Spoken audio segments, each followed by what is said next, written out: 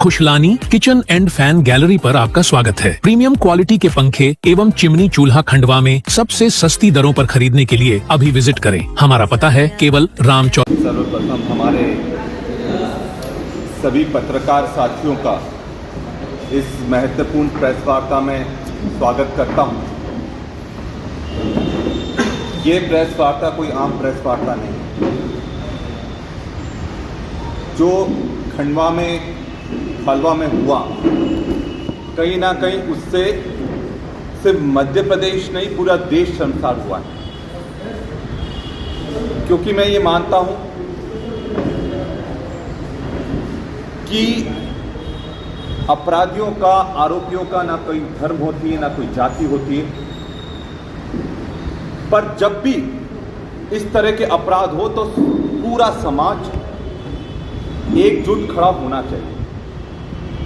मैं पत्रकार साथियों का धन्यवाद देता हूं कि जिस तरह से आप लोगों ने पूरी ताकत से इस घटना को उठाया है, इस घटना के प्रति संवेदनशीलता दिखाई है, उसके लिए मैं आपका धन्यवाद देता हूं। जब ये घटना पता लगी मुझे, क्योंकि आदिवासी कांग्रेस का राष्ट्रीय अध्यक्ष होने के नाते भी ये जवाबदारी थी कि हम लोग जिस तरह से ये सबके सामने ला सकें, इस घटना को सबके सामने ला सकें, दोषियों को सजा कैसे मिले, पीड़ित परिवार को न्याय कैसे मिले, ये हमारी प्राथमिकता थी। दिल्ली में भी इस घटना को लेकर, इस विभत्स घटना को लेकर जो बर्बरता हुई, उसमें प्रेस कॉन्फ्रेंस करी गई थी। मेरी राहुल गांधी जी से खुद व्यक्तिगत चर्चा हुई थी और आज पीड़ित परिवार के साथ पहुंचकर राहुल गांधी जी से भी उनकी चर्चा हुई है और राहुल गांधी जी ने भी अपने संवेदनाएं उनके परिवार के साथ व्यक्त करी है और साथ में निर्देशित करा है कि हर कांग्रेस का कार्यकर्ता पूरी ताकत से उस परिवार के साथ खड़ा है और उनको न्याय दिलाने की जो लड़ाई है, उसके लिए जो कुछ करना पड़ेगा, हम लोग पीछे नहीं हटेंगे। साथियों, अब सवाल क्या है? सवाल यह है कि जब ये घटना मध्य प्रदेश में होती है तो क्या कारण है कि मुख्यमंत्री जी का एक भी स्टेटमेंट इस घटना पर नहीं आता है? जब राहुल गांधी जी जैसे नेता प्रतिपक्ष, लीडर ऑफ ऑपोजिशन, जो संसद में बैठे हैं, उनके पास समय है। हमारे खंडवा में अगर किसी बहन के साथ ये हुआ है, पीड़ित परिवार के साथ ये हुआ है, तो उसकी सूद लेने का, उसकी दुख में साथ में शामिल होने का। पर क्या कारण है कि मुख्यमंत्री जी के पास समय नहीं है? साथ में यह भी एक बहुत बड़ा सवाल है कि आज इतनी बड़ी घटना जब हो गई तो महिला आयोग कहां है? क्या जब आदिवासी निर्भया जैसा कांड हुआ है, और ये निर्भया से भी ज्यादा बर्बर कांड है, कोई भी इंसान इस तरह की घटना नहीं कर सकता है, तब महिला आयोग की तरफ से किसी तरह की प्रतिक्रिया नहीं आई। और सबसे बड़ी दुख की बात यह है कि आरोपियों की, अपराधियों की इतनी हिम्मत मध्य प्रदेश में बढ़ती क्यों चली जा रही है कि मध्य प्रदेश में जंगल राज कायम होता चला जा रहा है। साथियों, मैं बड़ी बात नहीं बोल रहा हूं, आप पत्रकार हो, आप बहुत अच्छी तरह से समझ सकते हो। अगर इसी तरह चलता रहा तो कुछ दिन बाद मध्य प्रदेश बिहार के रास्ते पर निकल जाएगा, जहां जंगल राज स्थापित हो जाएगा, मीडिया को अपनी बात रखने का आज़ादी नहीं रहेगी, जो भी अपनी बात रखेगा उसके खिलाफ कार्रवाई होगी या तो उसको जेल में डाल दिया जाएगा। इसका मतलब साफ है कि अपराधियों पर कार्रवाई नहीं हो रही। जब हमने उनके परिवार से बात करी, उन्होंने बताया कि जो उसमें आरोपियों में से एक जो अपराधी है, वो पहले अपने घर में भी इस तरह की वारदात कर चुका, उनकी पत्नी के साथ वारदात कर चुका, जब उसका गर्भपात हो गया था उसकी पत्नी का। तो अगर ऐसे क्रिमिनल माइंडसेट के लोगों पर कार्रवाई ना हो, समय रहते कार्रवाई ना हो, तो उसकी जवाबदारी किसकी होगी? क्या कानून व्यवस्था को यह नहीं देखना चाहिए? और कौन लोग बचा रहे हैं ऐसे लोगों को कि वो दूसरी बार इस तरह की घटना कर सके? क्योंकि अगर आज कोई अपराधी को हम बचाते हैं, चाहे वो किसी भी पार्टी का, मैं पार्टी पर नहीं जा रहा हूं, चाहे वो किसी भी पार्टी का, किसी भी नेता का व्यक्ति, पर ये जवाबदारी एक समाज के नाते हम सबकी है कि अगर इस तरह के कोई भी घटना होती तो उस पर पर्दा डालने की बजाय हम न्याय दिलाए पीड़ित परिवार को। और जब ये सुनने में आता है कि दोनों शराब के नशे में थे जो जिन्होंने आरोपी थे, तो क्या ये सही नहीं है कि मध्य प्रदेश रेप कैपिटल के साथ साथ शराब कैपिटल भी बनता जा रहा है? ये बहुत बड़ा सवाल है साथियों।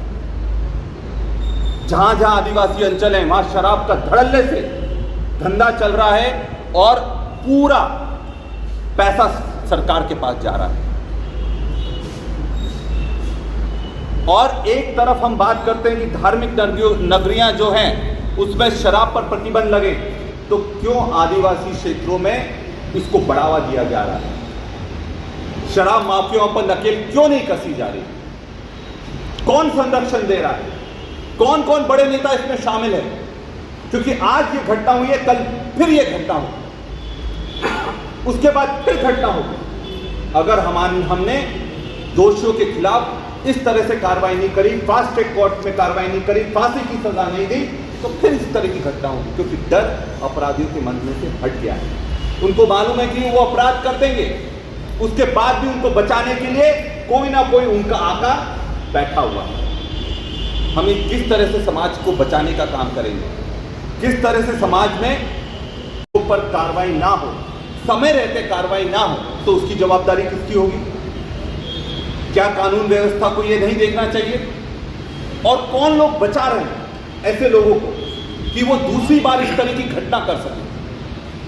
क्योंकि अगर आज कोई अपराधी को हम बचाते हैं, चाहे वो किसी भी पार्टी का, मैं पार्टी पर नहीं जा रहा हूं, चाहे वो किसी भी पार्टी का, किसी भी नेता का व्यक्ति, पर यह जवाबदारी एक समाज के नाते हम सबकी है कि अगर इस तरह के कोई भी घटना होती तो उस पर पर्दा डालने की बजाय हम न्याय दिलाए पीड़ित परिवार को। और जब ये सुनने में आता है कि दोनों शराब के नशे में थे जो जिन्होंने आरोपी थे, तो क्या ये सही नहीं है कि मध्य प्रदेश रेप कैपिटल के साथ साथ शराब कैपिटल भी बनता जा रहा है? ये बहुत बड़ा सवाल है साथियों। जहां जहां आदिवासी अंचल है वहां शराब का धड़ल्ले से धंधा चल रहा है और पूरा पैसा सरकार के पास जा रहा है। और एक तरफ हम बात करते हैं कि धार्मिक नगरियां जो हैं उसमें शराब पर प्रतिबंध लगे, तो क्यों आदिवासी क्षेत्रों में इसको बढ़ावा दिया जा रहा है?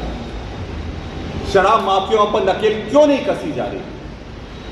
कौन संरक्षण दे रहा है? कौन कौन बड़े नेता इसमें शामिल है? क्योंकि आज ये घटना हुई है, कल फिर ये घटना हो, उसके बाद फिर घटना होगी। अगर हमने दोषियों के खिलाफ इस तरह से कार्रवाई नहीं करी, फास्ट ट्रैक कोर्ट में कार्रवाई नहीं करी, फांसी की सजा नहीं दी, तो फिर इस तरह की घटना होगी। क्योंकि डर अपराधियों के मन में से हट गया है।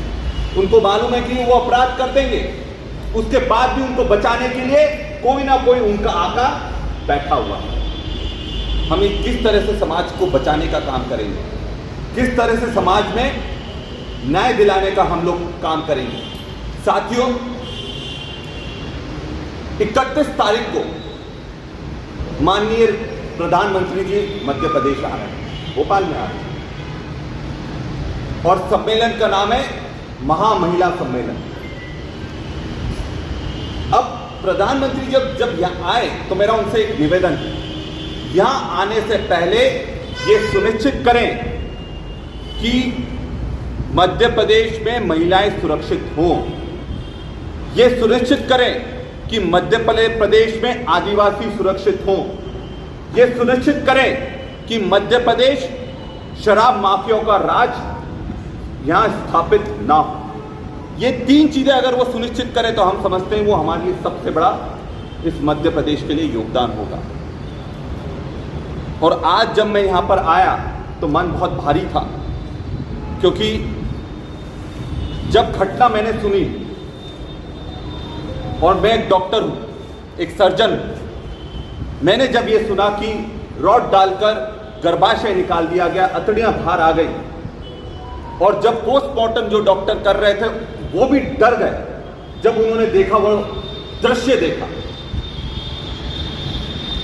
तो आप समझ सकते हैं कि उस बहन पर, उस महिला पर क्या बीती होगी, कि किस तरह से वो तड़प तड़प कर मरी होगी। उसकी 16 साल की जब बेटी को ये दृश्य देखना पड़ा होगा, क्या वो अपने जीवन में इस दृश्य को भुला सकती है? क्या उसका परिवार इस दृश्य को भुला सकता है जो आप बीती उन पर हुई होगी?